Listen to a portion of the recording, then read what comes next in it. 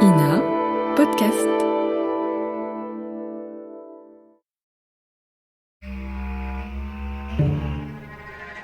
Affaire Dominici, épisode 3. Les premières suspicions.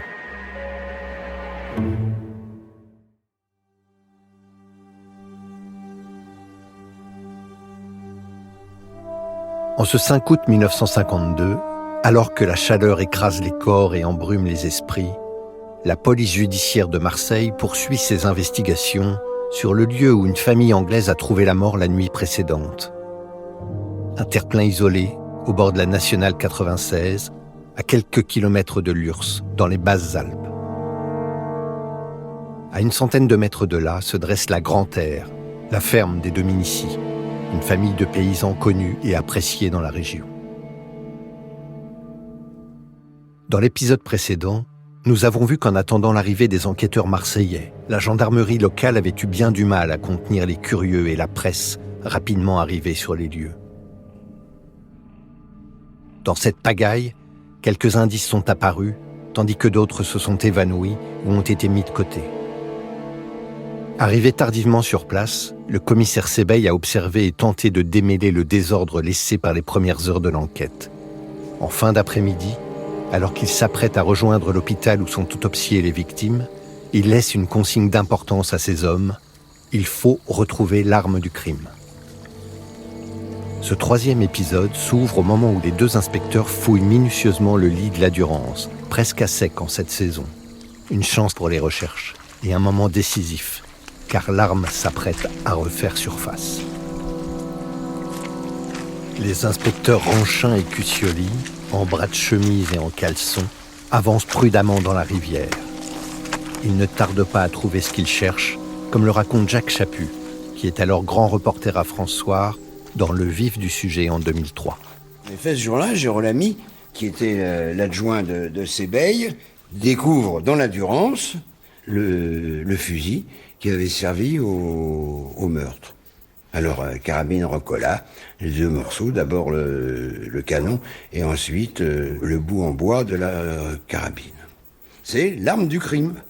Les infirmiers qui enlevaient les corps avaient trouvé sous la tête de la fillette un éclat de bois qui correspondait très précisément à la carabine que venait de sortir de la Durance Jérôme Lamy.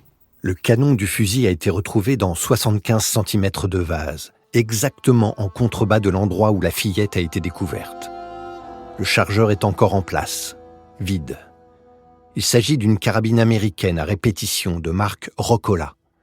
Elle est en très mauvais état et a été rafistolée à l'aide d'un collier en aluminium, semblable à ceux qui servaient à fixer une plaque d'identité sur les bicyclettes. Le tout est fixé par une vis, un écrou et un frein de vélo.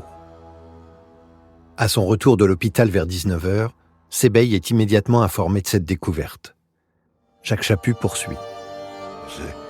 Sebeil trouve ça bien sûr merveilleux, puisqu'en effet, c'est la seule preuve qui existe et qu'il trouve ce jour-là, c'est l'arme du crime. Et par conséquent, il suffit de chercher et on va trouver le coupable. Pour Edmond Sebeil, il ne fait aucun doute que la carabine rafistolée va le conduire à ses propriétaires et bientôt à l'auteur du crime. La carabine parlera, répète-t-il inlassablement, au point d'agacer certains de ses interlocuteurs, comme le raconte maître Émile Pollack sur France Inter, au micro de Jacques Chancel en 1973. Je crois qu'il a été gagné par l'enthousiasme au moment de la découverte de cette arme. Lorsque le commissaire a découvert la carabine, il a dit « Mais cette carabine me parle, hein, elle me parle ». Sebeil a l'air bien sûr de lui. En 1958, Maître Floriot, l'un des avocats des Dominici, explique comment s'est façonnée cette conviction. Il est certain que le fait d'avoir trouvé l'arme du crime était un élément qui avait beaucoup de valeur. Et encore plus de valeur dans l'esprit de Sebeil pour la raison suivante. Il avait réussi avant la guerre une affaire très belle.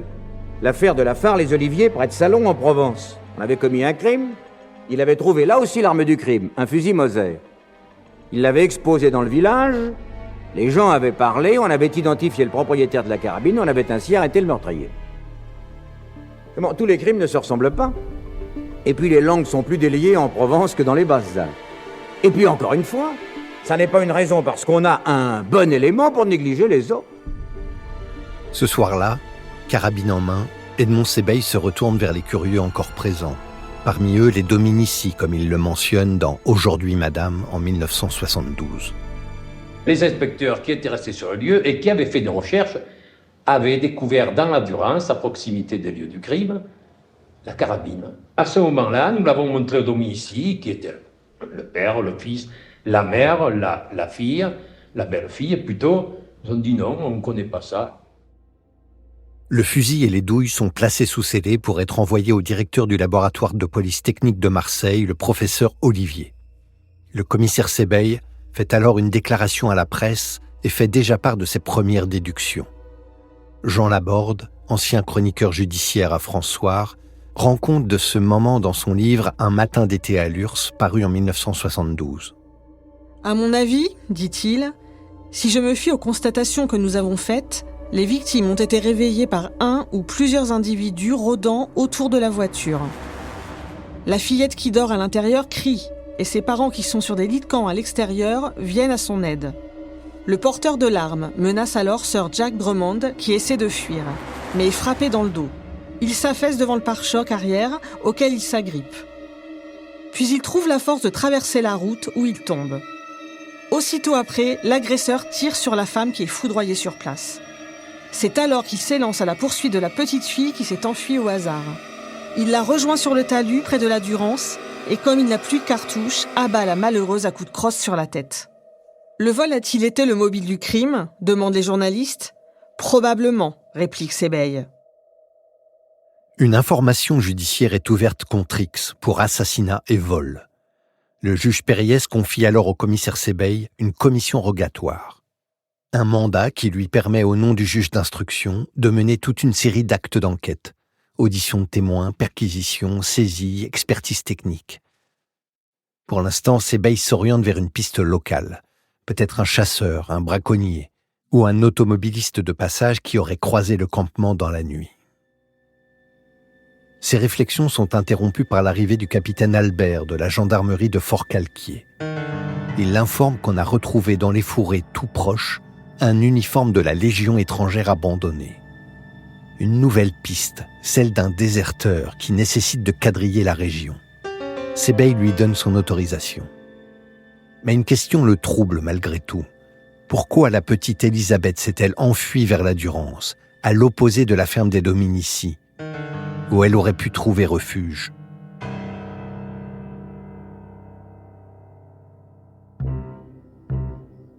À mesure que le soleil décline, une conviction s'impose à lui. Pour comprendre ce qui s'est passé ici, il doit se rendre à la Grande-Terre. Alors Sébeil quitte la nationale, emprunte le chemin de terre qui mène à la ferme. C'est là, dans la tiédeur du soir, que le commissaire rencontre pour la première fois Gaston Dominici.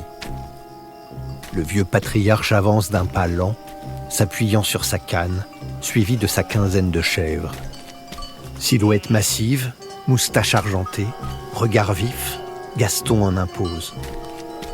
Le commissaire échange avec lui, tantôt en français, tantôt en patois. Il l'interroge sur les coups de feu entendus dans la nuit. Comme il l'avait déjà déclaré plus tôt aux gendarmes, Gaston affirme les avoir perçus vers 1h du matin, pensant à des braconniers. Et au matin, lorsqu'il a emmené paître ses chèvres, il assure n'avoir rien remarqué, rien vu d'anormal. Durant ce bref échange, les propos du vieillard le troublent comme il le raconte lui-même en 1972. Le soir, de retour de l'autopsie, j'ai aperçu un vieillard qui arrivait avec un troupeau de chèvres. Je me suis dit, je vais voir, il doit habiter dans la région, je vais le questionner. Je lui ai demandé qui il était, il m'a dit, je m'appelle Dominici, j'habite là, à cette ferme. Nous sommes remontés sur les lieux, le père Dominici, moi. À un moment donné, au cours de la conversation, et à brûle-pourpoint, en me désignant le côté droit de la voiture, me dit, tiens, la femme est tombée là, elle n'a pas souffert.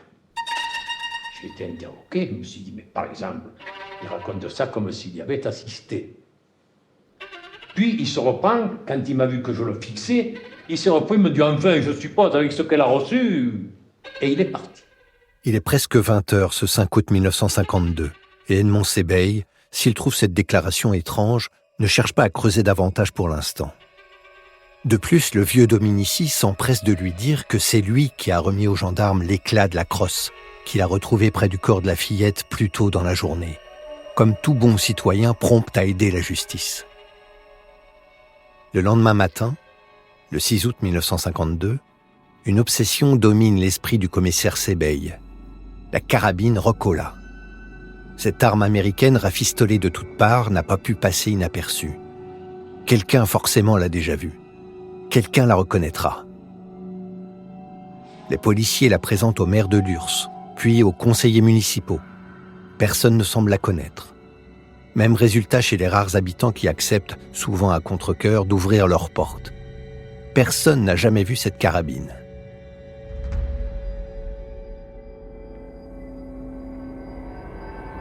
Dans la fraîcheur encore supportable des premiers rayons du soleil, le commissaire Sebeil revient sur le lieu du crime avec l'idée de retourner à la Grande-Terre pour éclaircir plusieurs zones d'ombre, cette fois avec l'ensemble de la famille Dominici. Lorsqu'il arrive avec ses hommes à la ferme, Gaston fume sa pipe, assis à l'ombre, sous son arbre favori près du hangar. Il suit d'un regard indifférent l'arrivée des policiers dans sa cour. Le commissaire raconte. Nous sommes retournés à la Grande-Terre et là, j'ai procédé à l'interrogatoire des membres des habitants de la Grande-Terre. Leur histoire était simple. Il semblait que c'était une leçon bien apprise entre eux. Ils avaient eu tout le temps pour le faire, bien sûr. Et ils me disent à peu près, grosso modo, aussi bien le père que le fils. Eh bien voilà, hier soir, nous étions là, on s'est couché comme d'habitude, vers 10 heures. Alors je leur dis, mais voyons, vous avez entendu des coups de carabine à 1h du matin, dites-vous. Avez-vous entendu des cris? Ah non, ça, pas de cris. Du haut de son grand âge, Gaston décide de le tutoyer. Le comportement du vieillard va décontenancer l'enquêteur.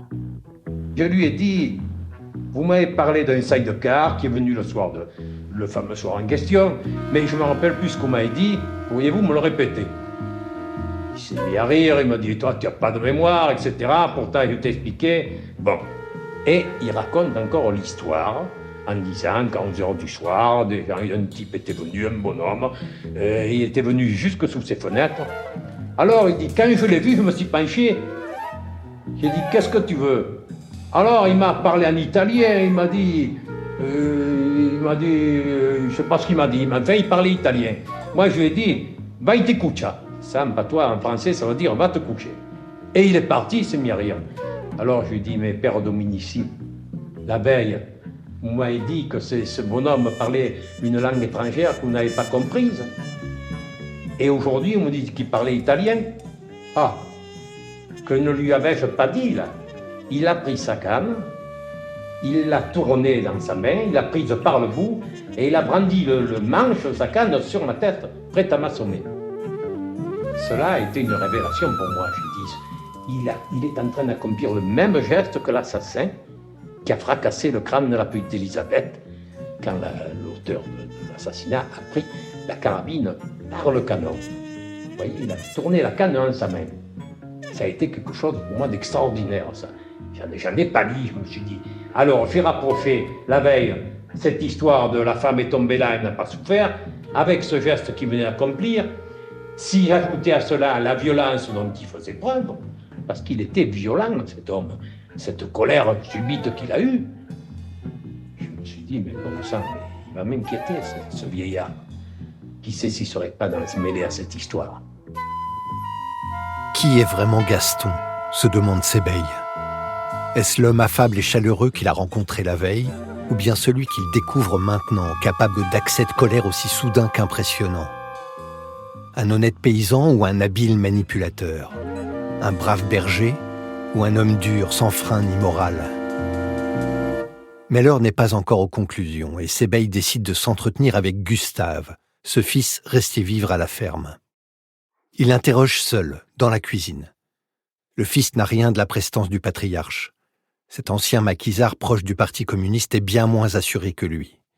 Le regard fuyant, sa voix se brise presque à chaque réponse. L'interrogatoire s'allonge. Sebeil doit insister, relancer, presser. Chaque mot doit être arraché. Gustave répète sa version de la veille. Il reste impassible lorsque le commissaire souligne son absence de réaction face au coup de feu.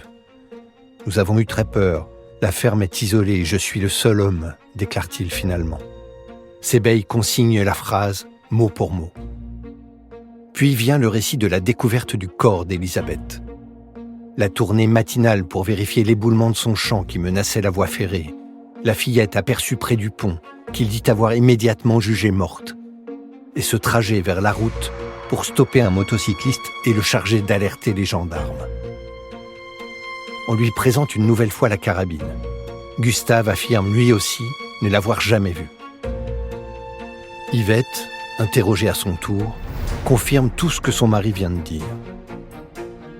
Sebeil décide d'emmener Gustave refaire le parcours. Rien ne colle. Depuis le pont, on distingue clairement l'éboulement. Pourquoi avoir poursuivi ? Pourquoi ces détours inutiles ?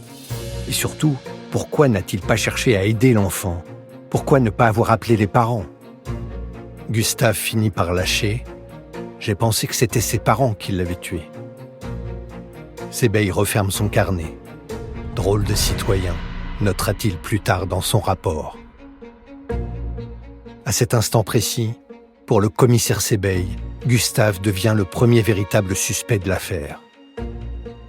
Il quitte la ferme avec plus de questions que de réponses. À la fin de cette première journée d'enquête, une certitude s'impose à Sebeil. Rien ne sera simple à la Grande-Terre. La famille Dominici s'est présentée à lui, tout entière. Mais déjà des incohérences apparaissent. Et les silences, les regards qui se dérobent. Dans le prochain épisode, malgré le comportement étrange de Gaston Dominici, l'enquête se resserre autour de Gustave, son fils, un communiste. La presse afflue. L'affaire Drummond devient un spectacle national, un feuilleton dont chacun veut s'emparer. Et dans ce brouhaha, Sebeil doit avancer, parler beaucoup, parfois trop, questionner, fermer des pistes. Reste l'arme, cette carabine américaine rafistolée que personne ne dit connaître, mais qui va pourtant susciter une étrange réaction chez l'un des fils Dominici.